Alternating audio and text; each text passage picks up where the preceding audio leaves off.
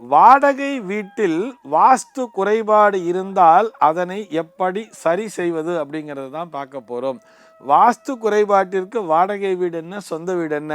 வாடகை வீட்டில் இருந்தால் கூட நம்ம அதை சொந்த வீடு மாதிரி தானே பாவிக்கணும். சொந்த வீடாக இருந்தாலும் கூட ஒரு கட்டி முடிக்கப்பட்ட வீட்டிலே நான் அந்த வாஸ்து குறைபாடை சரி பண்ணுறேன்னு சொல்லி இதை இடிக்கிறேன் அதை இடிக்கிறேன்னு சொல்லி பண்ண வேண்டிய அவசியமே இல்லை.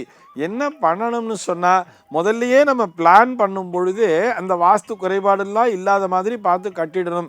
சரி சார், நான் வாடகை வீட்டுக்குள்ளே போயாச்சு, அவங்க அந்த பிளானிங்லாம் பண்ணலை, தப்பாக இது இருக்க வேண்டிய டைரக்ஷன்லாம் மாறி மாறி இருக்குது, இந்த மாதிரி கட்டிட்டாலே நான் என்ன சார் பண்ணட்டும் அப்படின்னு சொன்னால், முதல்ல அந்த வீட்டுக்குள்ளே நல்ல வெளிச்சம் வருதா அப்படிங்கிறத பாருங்கோ.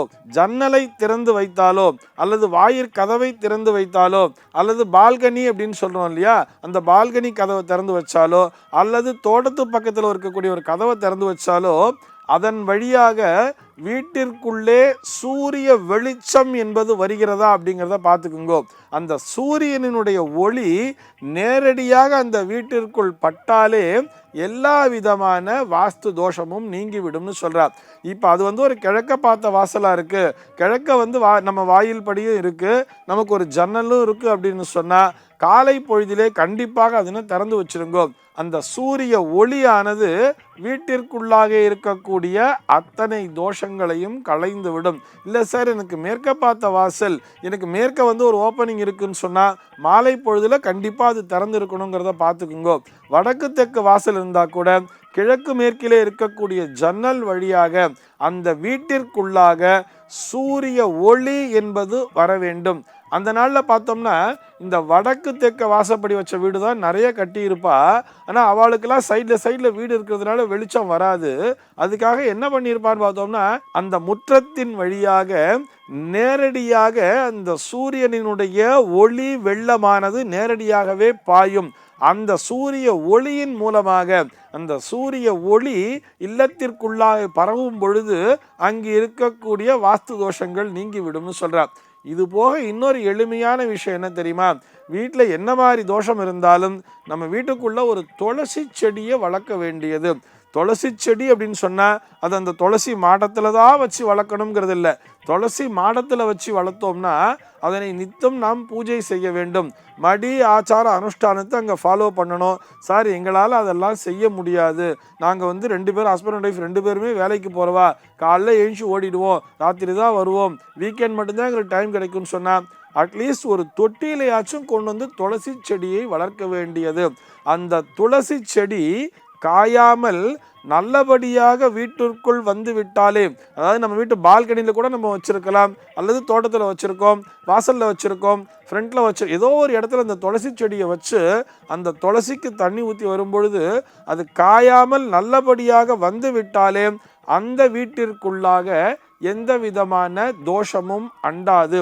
ஏன்னா அந்த துளசியினுடைய காற்று அப்படிங்கிறது இருக்கு இல்லையா, அந்த துளசி வெளியிடுகின்ற அந்த ஒளிச்சேர்க்கைன்னு சொல்கிறோம், ஃபோட்டோசிந்தசிஸ்ன்னு சொல்லுவா இல்லையா, அந்த ஒளிச்சேர்க்கை நடக்கும் பொழுது அந்த துளசி செடியானது வெளியிடுகின்ற அந்த காற்றானது எல்லா விதமான தோஷங்களையும் போக்கி விடுகிறது அப்படின்னு சொல்கிறார்.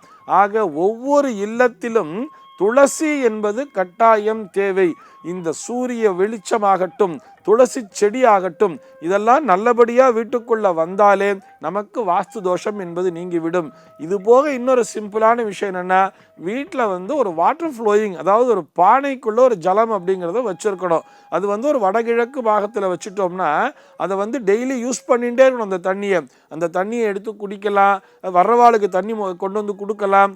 அந்த ஜலம் அப்படின்னு சொல்கிறோம் இல்லையா, ஒரு வடகிழக்கு பாகத்திலே நித்தியம் அங்கே அந்த ஜலத்தை மாற்றிகிட்டே இருக்கணும் அப்படின்னு சொல்கிறார்.